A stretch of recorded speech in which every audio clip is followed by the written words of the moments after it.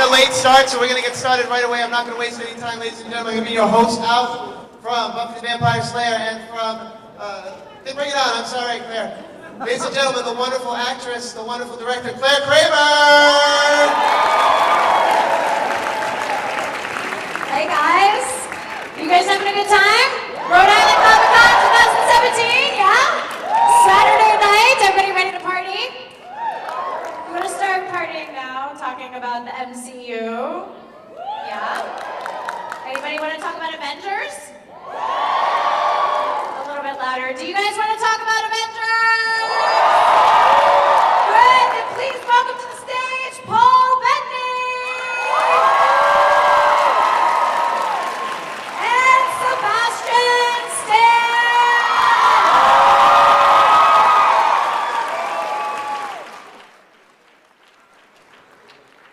Welcome, you guys. Hey, how you doing? How are you guys doing? That's the question. Oh, We're fabulous. good. We're good. Yeah, sounds like you're doing really good. Liking these chairs. So, Infinity is coming out in May 4th of 2018, and there's been 2 viewings of the trailer and not much more for the fans. Have you guys seen the trailer? What have you guys seen of the film, and what can you tell us? Probably Right now, nothing. we're just wondering if we're in the film. You know what? That's a good point because Marvel. It's a D23, I think that's when we saw it.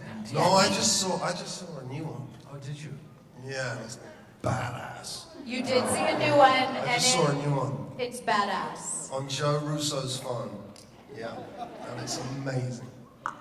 Well, that's yeah, good. that's good to know. So there is a trailer that exists, a new one. Yeah, it'll be out, you know, and everybody will love it, and it's amazing. So since we know how Marvel is with their lockdown on information, secrets, everything, if you could sum up the movie in one word, what would it be? One word. Yeah, one word. No Captain spoilers, though. Bizarro. I guess that's 2 words. I don't know. Listen. It's epic. I mean, that's what it is. It's just epic. I mean, everything, almost every scene in that movie is going to be an epic scene. You know how you have the movies and then you get to like the 3rd act and then sort of like this is the moment. Well, that moment is going to be happening throughout that entire film from beginning to end.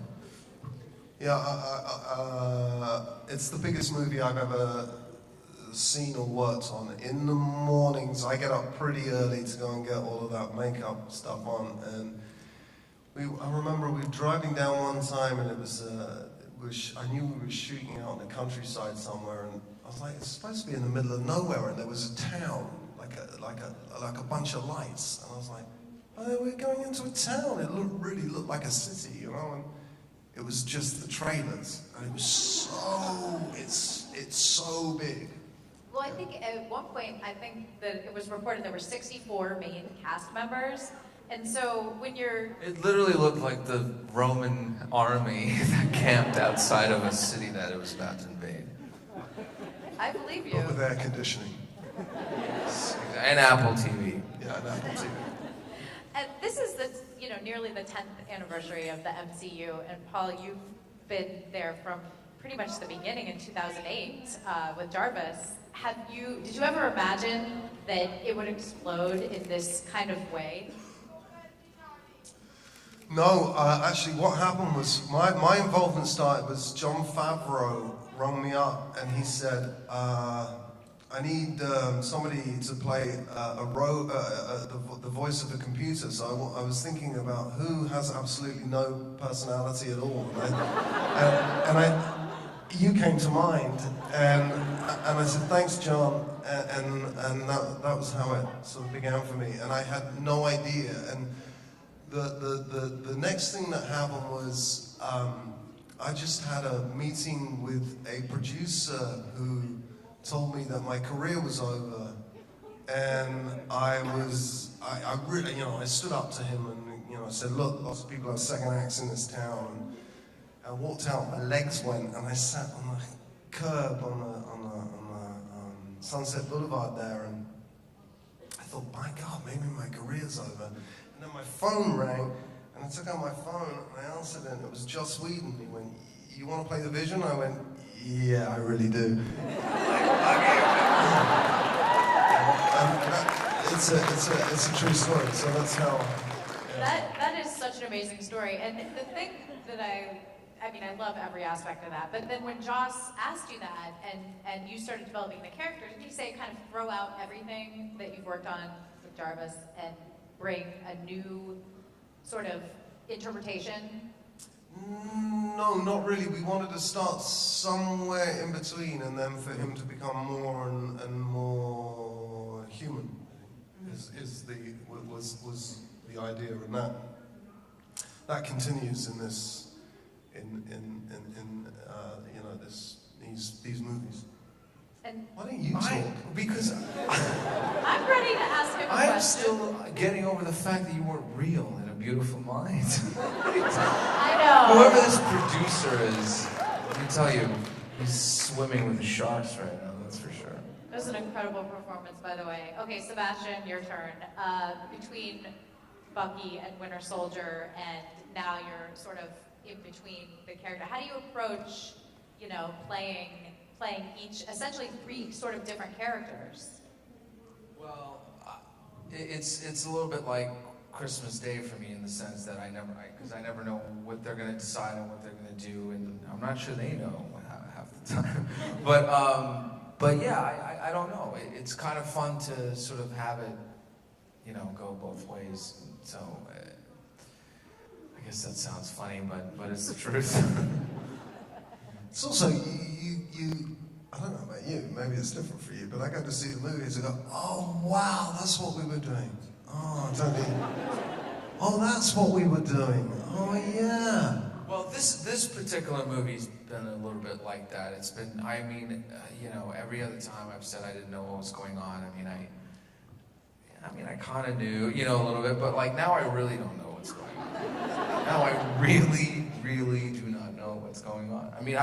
I went to set the other day, about a week ago. I was just telling Paul, and I showed up there in costume on the day, and I read the scene that we were about to shoot for the first time. Yeah. So, I guess that was some real acting. I remember the first in the first one I was in as Vision. They turned up. A security guard turned up with a script. I went, "Oh, thanks very much," and signed for it. And he went away, and I read it. And then the next day, a security guard turned up with a new draft, and I went, "Oh, thanks very much." I signed it, and then I read that one. About 3 days later, a security guard turned up with it, and I got to about draft 9. I just stopped reading them. Just sign, and then just wait for the next one and sign. I'm always worried that they're around and they have your name on them, and I know I can't lose them. Like if I lose them, then it's my name on them, and then it's my fault. And I always think I'm going to lose one of them. Well, I made a really big fuss, and they were like, "No, you can't have. This one is just going to be on an iPad, and you're only going to be able to read it, in a special." And I went, "Look, I'm not a child. I need the script. It's not like I'm 46 years old. I'm not going to lose the thing." And then I got off the airplane having left it in the thing. And I went, oh my God. And so I went to this guy and I went, "You have to do me this huge favor. You've got to get back on the plane. You've got to get this thing." And I can't believe I'm telling you. I'm probably about to get fired. But I totally left it on the plane, having just gone, "I'm an actor, I'm not a child." Got to. And there it was left 2 behind. gin and tonics later. I'm sure you guys have questions, so line up in the aisles if you do, and we'll try to get through as many of you guys as we can. And while they do that, both your characters were introduced early in the comics, and when you were cast or when you knew you were in consideration for the role, did you go to the origin material and study up on the characters, or did you just have a fresh take, or how did that play out? We had to. It's the I feel like you kind of have to. It's the only thing we have, is background, right? That's all there is. But you do also have. I think the success of these movies is largely to do with that they are made by fans. you know, and Kevin Feige, the people making these movies are doing what they were doing at 13 years old, you know, with action figures, but just, you know, at a heightened level. And so you were surrounded by the kind of Yodas of comic books. You know, if you have a question, you go to Kevin Feige, he's got the answer. I mean, which is pretty great. Yeah. Means we can be lazy. I don't picture either of you as lazy. Yeah, I don't know. I mean, I always wonder about you though, because I know you need like 3 hours, right, for them when they put on the makeover. It used to be 3 hours. Now it's like 90 minutes and then half an hour to get into the costume. A pair of Spanx. Some lifts. Yeah, very tight underneath this. Hi, we'll start over here. Hi. How's it going? Hey, how are There we you? go. All right. So this question is for Sebastian.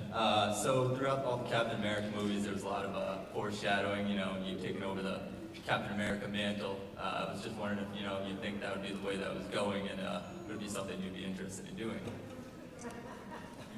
That's it. I mean, of course, you know, I have my own opinions about what I'd love to see happen. I've definitely expressed them to some of some people out there. You know, I still think I need to figure some things out with the Black Widow, for example.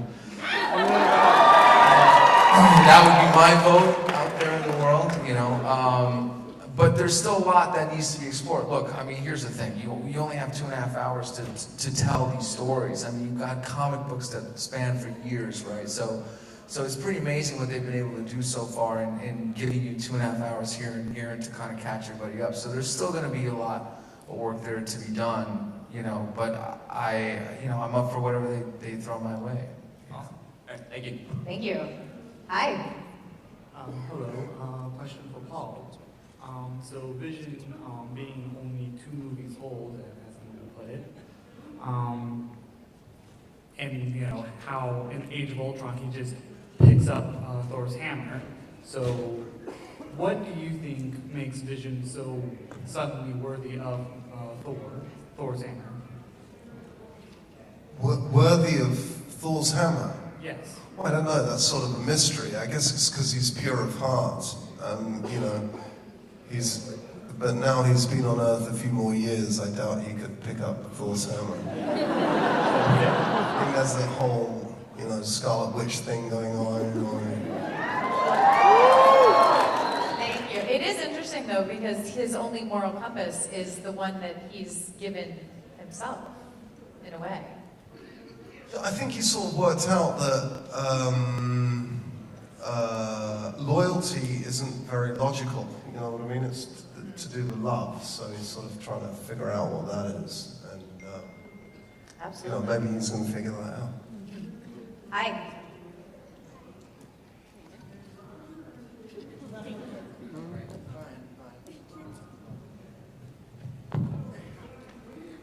I just wanted to say to Sebastian Stan that thank you because you've been really helpful and if not because of you, I might not be here today. Thank you. Wow. Thank you for sharing that.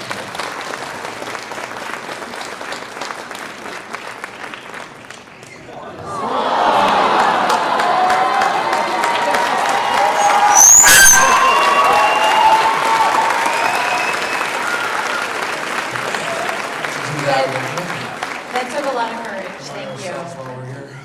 Hi. Oh crap. Okay. Hello. So first of all, I want to say thank you guys so much for being part of these movies. They mean so much to me. I wrote my college essay about the Avengers, and so thank you so much for being a part of that. My question, I guess, is definitely for Sebastian and about how you weren't really allowed to read much of the script before you got to film. So what was it like not knowing what exactly you were doing until you were doing it? It's not. I don't know. It's not something we always deal with. I feel like you always kind of have a script, but I guess what I would say is because we've done these characters a bit now, it seems to me like there's a little bit of a telepathic kind of sort of knowledge between us and the writers, and you kind of can sometimes guess where they're going to take it a little bit, but it's scary sometimes because you're always coming back to, I mean, for example, this one was really hard because we keep going in and out. I go back there for a week and then I leave for a month and then I go back there again for a few more days, and so it's a little bit out of sync, but it still hopefully adds up in the end. We'll see. Thank you. Thank you. I'm sure it'll add up. I mean, that's the beauty of having so many great minds on one project. Yeah. Hi, gentlemen. Thank you for coming this weekend. I know your schedules have been really busy. Okay, my question is for Mr. Stan. I know in between doing the Marvel projects, you've worked with some pretty impressive directors, Ridley Scott, Darren Aronofsky, Steven Soderbergh, just to name a few. And I appreciate that. Sorry to interrupt, but the only thing I want to point out is he actually has characters in those movies. I usually have a good solid under 5 lines. but yeah. Yeah, but they are great lines. So there you go. Thank you. I love this guy. Anyway, my question was, off the top of your head, who are the top 3 directors you like to work with, and what kind of character would you like to play? Oh, Jesus. Oh, well, I guess David O. Russell is a good one. I wouldn't mind working, really getting to work with Darren Aronofsky maybe, and I don't know. Actually, the filmmaker who's doing the movies, The Lobster and The Killing of the Sacred Deer, I can't pronounce his name, which maybe that's why I'll never be in one of his movies, but he's really great. Do you know him? Do you know his name? No, nobody does. Okay, and just one last comment. My wife has your episode of Law and Order on permanent record. You play a great nerd. Oh, thank you. Thank you. You're welcome. Thank you again. Thank you. Hi. Hi, this question is for both Paul and Sebastian. What has been your favorite acting job you have ever had in your career? Isn't that a bit like picking your favorite child? Or No, really, mine was above a pub. It really was. It was above a pub. It was a play by Joe Penhall. There were 3 people in it. I was one of them, and we got the Tories out. It was, 1997, and we were doing this play, and we got the Conservatives out, and we had a Labour government, and for about 5 seconds we thought everything was going to change, and then of course it didn't, but they were a great 5 seconds. And the show above this pub that held like 25 seats was extended, and it was like a monster hit for a pub. And it was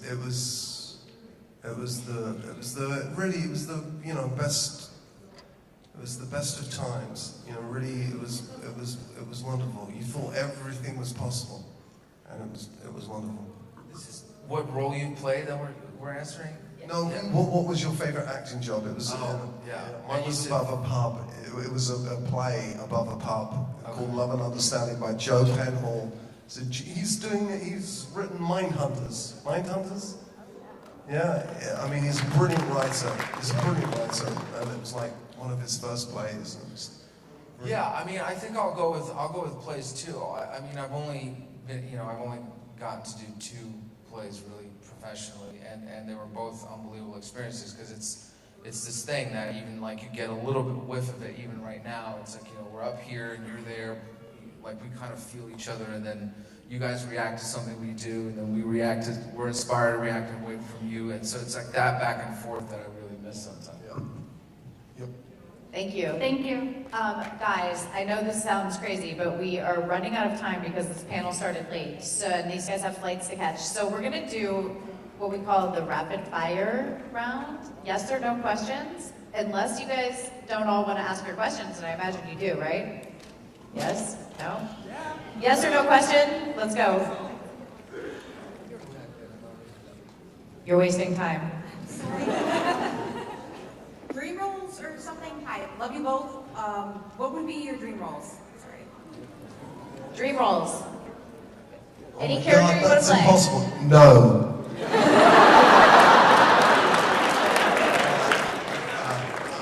No, I know what you mean. I can't get. She's the first one. Everybody else has a yes or no answer except for her. I would like to continue through like three, like in a franchise, through about like eight of the movies. Get paid an insane amount of money. I'll tell you real quick. You know what? I would still like to be in the Motley Crue biopic, and I've been trying to be in this movie now for 5-7 years. I went out for it twice a long time ago. I think now they're saying I can't do it, but if I could play Vince Neil, I definitely would. They're making it. It's going to be on Netflix. That would be amazing. Okay, now are you ready? Go. How do you like each other's superpower and arm? What do you feel about that? Yes. Yes. Hi. Sebastian, looking forward to I, Tonya in a few months. That's your second figure skating movie, I think. I just keep getting close to that ice, I guess. I don't know. And Paul, looking forward to, at the same time as Avengers, Han Solo. Yes. Yeah. That's not a yes or no question. I know. You can't, this is a yes or no question. Can you tell me your character's name? In Han Solo? I'm not sure. That's fine. I'm not sure I won't get sued, is the answer to that one. Yeah, no, I can't answer that, but I mean, you know, obviously, I'm a very cool intergalactic gangster. I mean, I would really, obviously. Thank you. But by the way, I just want to piggyback on the last question. Thanks to you because you brought it up, and I may as well just say it here. But any time that anyone would like to call me and ask me about Luke Skywalker, I'd be very happy to join my father at any point in time. And appropriately so. Yes. Okay, we're gonna do one more question here. Go. Sebastian, my girlfriend Julie is a huge fan of yours, and she would love it if you would just wave and say hi, Julie. Hi, Julie. Thank you.